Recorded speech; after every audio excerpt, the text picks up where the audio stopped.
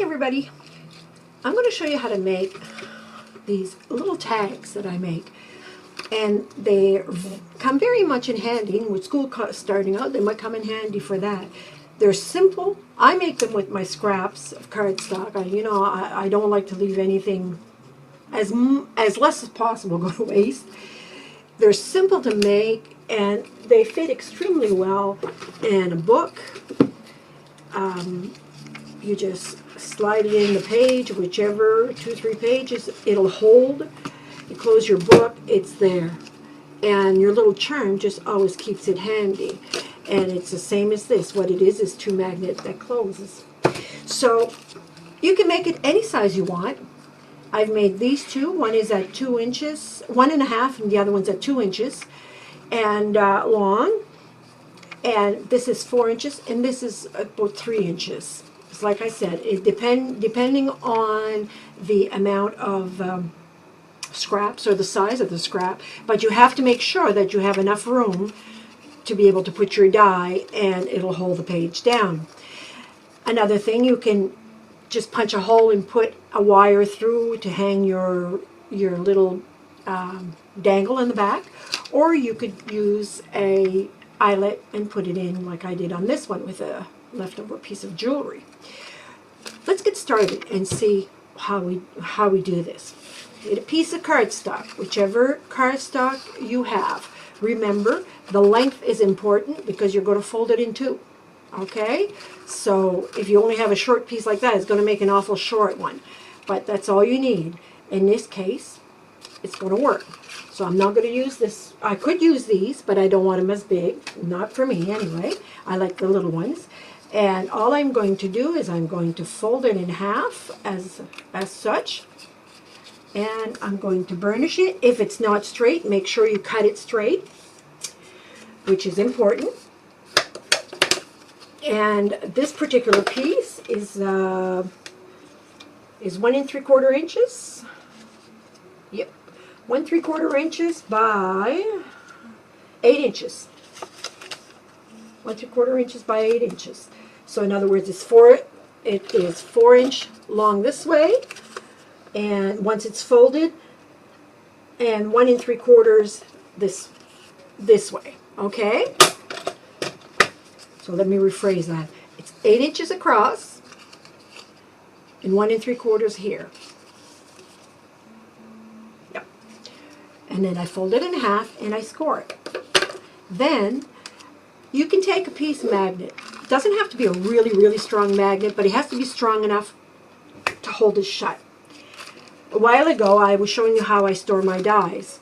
I had purchased these to store my dies on, but I found them to be, as I said, you can check out my other video, that I found it to be cumbersome because I had to cut them, then glue them on a piece of cardstock and so forth. And sometimes I ended up with a little strip and so forth. Anyway, so these are for register. You know, you put them in vent covers. And you could use one of these and cut a piece off. This is a brand new one I've never used. Like they're so thin. They're very, very thin. And, you know, it could work. I prefer myself. Michael's have them. Not sure about the dollar store. I never bought them. I've had these for such a long time. These little magnets on a roll, they're not superly expensive. The larger ones are a little bit more, but this will do fine. Even if you have the round magnets, they're more expensive, but they'll do the job too. Like these positive negatives that I use these especially on heavier cardstock, on an envelope or stuff like that, but I wouldn't use it on not on this. It's not necessary to put that much expense on a die unless that's exactly what you want. All I do at this point, now I like my rounded corners. You don't have to do that. But if you have a corner chomper or quarter cutter or whatever, I use my chomper, my good old chomper. I even broke it. I've used this so much. My well-earned money on this one, I'll tell you. I just round off the 4 sides, Then I take my dollar store, I think it's at the dollar store I bought this, and the side here, you end up with this. Inside here, in the center, I will punch a hole like that. You could leave it at that, or if you have eyelets, and that's, you use them, it's a good way to use them. You can take an eyelet, push it through, take a backing. My backings are, I keep them separate so I don't have to fiddle for it so much in the little container. But I take it back. I have to fiddle with the bag now. I should have taken it out. There you go. I just take a backing, put it in the back, and you always put, if you put the backing, you always put, there's two sides to this. I don't know if you can tell. There's a flat side, like see the flat side, it goes in, and there's a bumpy side that goes out. You put the bumpy side on the upward, so you're looking at it when you put it in, okay? And all you do at this point is you take your crocodile, you make sure you have it set up properly, and I don't know what the setting would be here.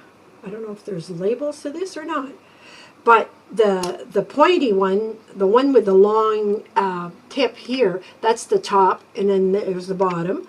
So I land my top here, and my bottom goes to the bottom, and I just give it a squeeze. And what that does is it pushes the die through here, in here, and I have my backing. And also what I like about it, it keeps it snug.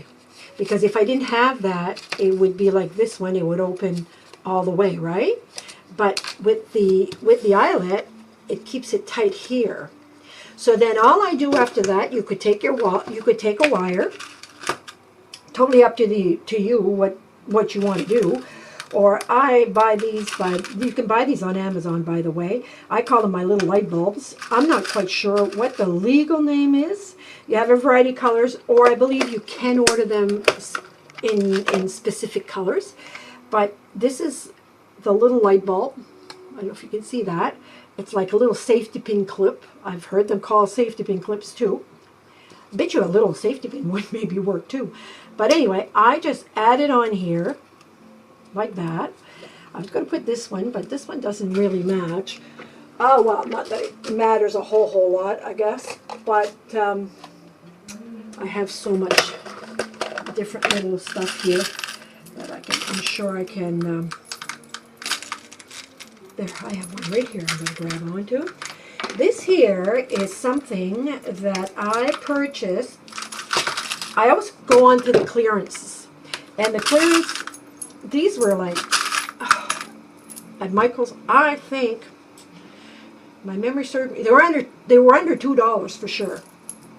I forget now. And they're faith bracelets is what they are, but they all have these little sayings, and they're really cute, like angel, destiny, believe, pray, peace, hope. I love them. I really love them. So I bought them in every color I could put my hands in, which was only really silver and bronze, but I did do it. I like it. That's how I buy my stuff. You know, I buy it when I can use it faithfully in some project. I'm going to take a ring, an O-ring, in one of my sections here. Pardon me for the noise. Let me see what I can muster up here. I just need a no ring. Or with this one. Nope, not that color for sure. I thought I had purchased some others. No. I guess not. So I'm going to take a small, tiny gold ring. I have some big fingers, and I have such a hard time with these because my finger's so like it's like. Anyway, not important. I'm going to slip it. I'm not even going to take the chain away because I find the chain is so cute. Just going to ring it into the chain like this, and then I'm going to shut the chain. I could have taken my tools though, because My jewelry tools, guys, you want to know something? My jewelry tools come from Canadian Tire. It's the mini craft, the mini whatever. There's a cutter, there's these. I got them at half price off. Can't beat it.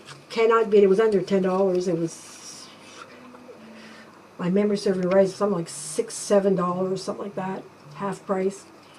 And I love it. Love it. My husband's an avid Canadian Tire shopper. So anything I want to buy usually doesn't fuss because it goes on his points and he ends up having that moulash they get there. But it doesn't take long to pile up, I'll tell you. Anyhow, interesting, right? Give them something they want and you'll take what you need. Shouldn't say that. I love my husband. He never complains. Never gives me a hard time. I am also bigger than he is. Just joking here. All right, here is my charm. It's not a fancy charm. I could put 2 or 3 things like I did on this one. I made my own here. Just added some piece of jewelry that I had. But on this one, I'm just going to leave it as is. Now, I want to decorate the top. And to decorate the top, again, I'm going to take some leftover pieces that I have here that I've had for a while. Oh, let me do these. These are cute. Nope, they're not big enough. They're stickers that I had, and this is how I store my stuff, guys, and in a roll-away cart. It's not one that comes from IKEA. It's just something that I purchased. It's very flimsy, but it works, you know. And I don't have to worry about my things. They're right handy. And when I have leftovers, like this, I forget what they call the carts, the little carts. Mine is very flimsy, like I said. So I put this one on top, and you can tell it's crooked. It's too big. My stickers never, I don't know you guys, but they never stick. They never stick. I don't know why they bother to put them in like stickers, but they don't. So, I'm a crafter. I always have an alternative here. Oh, life is good, guys. Life is good. All right, let me add this on here. If I can ever make my mind up here. There you go. And I will be trimming that off. And I'm just going to take another one. And like I said, this is just something that I have in my stash. And they're all bits and pieces. When I end up doing a project and I have bits and pieces like this, I have a baggie, and that's what I put it in. And then I label them. I have like little stickers. I have journal cards. I have, like here it's banners, all little banners. I have flowers, people, vintage tags. Just so, you know, I don't have to go digging in a box. I have no patience. You know, so this way here, at least it's all in a little baggie. And when I want to use up some of my stash, all I do is go in there and voila, I have it all. Okay, so I want to cut this off. Where's my handy dandy scissors? Right here. I want my long ones. My long ones. Where did I put them? Do you guys do that? Put your scissors away and then you can't find them? My dollar store scissors. Yes, dollar store scissors. They're wonderful. I bought 2 pairs when I found these. I thought, oh, I think I'm gonna like these. I bought 2 pairs. I like it because it's like this.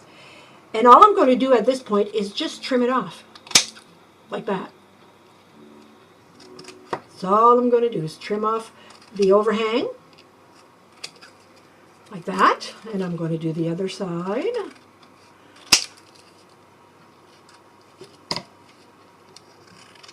Like that. So now I have this part and this part covered. I know it looks kind of blah right now, but trust me, it's going to look better. Can you see? Okay. And then from there, let me see. Before I put the magnets in, I could put the magnets in right now, I suppose. All I'm going to do is, again, I'm going to cut just a small piece. See? This piece, and I'm going to cut it in two. That's about as simple. And again, I don't know why they put adhesive on the back of these, because their adhesive to me is not worth nothing. So because I don't want it to pop out, I like to use my two-way tape, but use whatever you have, maybe liquid glue or anything else. I don't do it the whole thing. It's whatever how I cut, basically just for an added weight of glue, because I don't like the way it looks. And I've noticed that when I do them, if I add them to the bottom more, this one here I added more in the middle, I find for some reason, it holds better the page. Not that I've ever lost it, either with that, because I have some in my novels, but, or if I want to mark a page that I want to come back to because there's a tutorial there, or whatever. You get my drift. You know what I mean. And, there. And if there's an overhang like this, I just pull it in. Now, when I get to put this inside, I make sure that I have the right side for it to grab. See, now it grabbed on real fast, so I know. You'll see, because when you get to put it on, the positive to the negative is going to want to push away.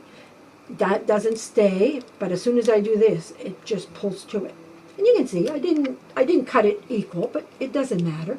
But I lay it right on top. I press down to make sure that it's well attached.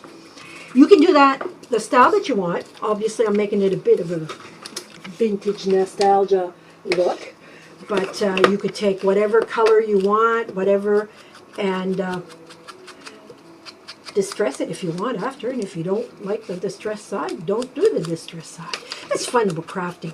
You do it the way you like, and you could actually use almost the same material as me, but just adding a flower on it, you know, would make it look shabby chic. Adding some trim on it if you wish. I have some of those. And, you know, experiment. Just go beyond the box, as I always say. So, that's the quick tutorial, guys, to see how you make your magnet for your book. And as you can see, if I wanted a page in the middle of the book, and I've read up to here, all I got to do is I open the tag up, slide it in and my page is saved. And there's no way coming out. It's not going anywhere. And it just fell off because I was on camera. But it really doesn't go anywhere. Nobody gives it that big of a shove, but it doesn't go anywhere. And, you know, if you really wanted to, you could actually put it to the side. And you have your dangle to pick it up if you need to pull it from somewhere. So this is the tag. And again, just to recap, you take a piece of leftover stock, no matter what color, what size, whatever. I fold it in half. I make a hole in the middle for my dangle to put. If you don't have anything of that, don't add a hole. Just put the magnet on, and you'll still have a die. This one here, I added a few of Tim Holt's words. Read everything you desire, and just decorate it the way you want. Go to town. This is Yvonne, and I'm going to let you go for now. I'm going to sign off, and I hope you try this because this is fun. It makes a really cute little gift, an add-on to a gift for your coworkers, anything at all. Thank you gift. It just comes in handy, and it's very, very inexpensive. Have a great day, guys. We'll see you soon with another crafting idea.